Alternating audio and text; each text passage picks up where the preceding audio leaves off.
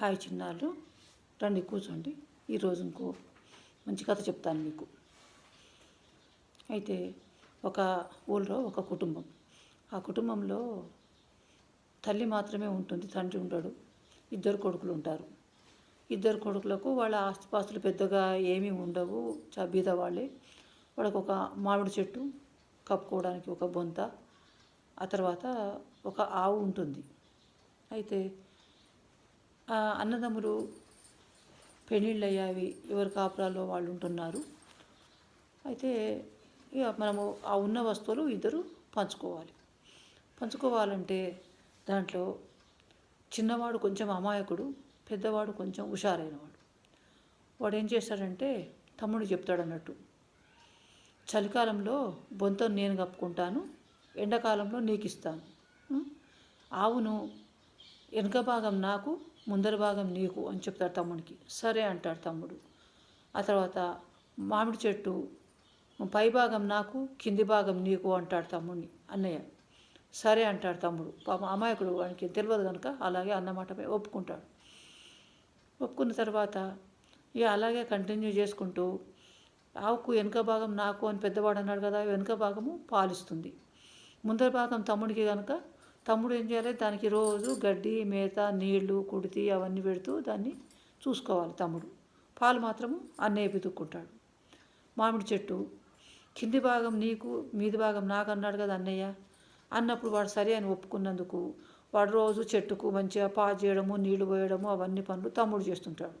కాయలు కాసినప్పుడు పై భాగం అన్నయ్యది కనుక అన్నయ్య కాయలు తెంపేసుకుంటాడు.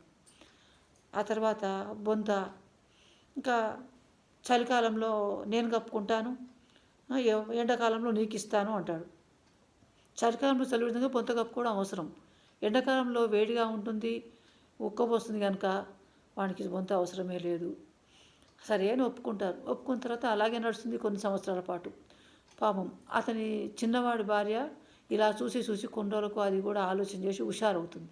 హుషారయ్యి, నువ్వు చాలా అమాయకుడవు, మీ అన్నయ్య ఈ 3 వస్తువులను కూడా తనే వాడేసుకుంటున్నాడు, మరి మీకు మనకేం లేదు కదా, ఇప్పుడు చెట్టుకు ఆవుకు సేవ చేయడము, చెట్టుకు నీళ్లు పోయడము, మరి ఈ బొంతను మాత్రము మనము ఎండాకాలంలో కప్పుకోలేము, ఇంకా మనకు అదేమీ అవసరం పడదు. అలా కాదు, ఇప్పుడు మీ అన్నయ్యని వెళ్ళాడు, ఇన్ని రోజులు నువ్వు ఇంకా ఈ ఆవును వెనుక భాగం నీకని చెప్పినావు, పాలు పితుక్కుంటున్నావు, ముందర భాగం నాకంటే నేను దానికి గడ్డి, నీళ్లు, కుడితి అన్ని ఇస్తూ నేను దాన్ని పోషిస్తున్నాను. మామిడి చెట్టు కింది భాగం నాకంటే మామిడి చెట్టుకు పాదు చేసి నీళ్లు పోస్తున్నాను రోజు. కాయలు కాసినప్పుడు నువ్వు పై భాగం నుంచి నువ్వు తెంపుకుంటున్నావు.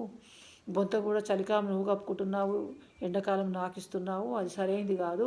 అందుకని ఇప్పటి నుంచి నేను వెనుక భాగము ఆవుది నేను తీసుకుంటాను, ఆవు ముందర భాగం నువ్వు తీసుకో.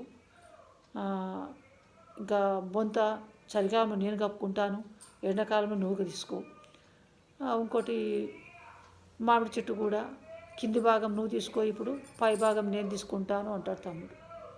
అన్నయ్య ఆ మరదలు చేసిన తెలివైన పని గ్రహించి సరేలే తమ్ముడే కదా అని చెప్పి ఒప్పుకొని, అలాగే ఇంకా తమ్ముడు ఎలా దానికి సేవ చేసాడో, ఆ 3 వస్తువులు ఎలా వాడుకున్నాడో అన్నయ్య కూడా అలాగే చేసుకుంటూ ఇద్దరు అన్నదమ్ములు ప్రేమతోటి కలిసి ఉంటారు.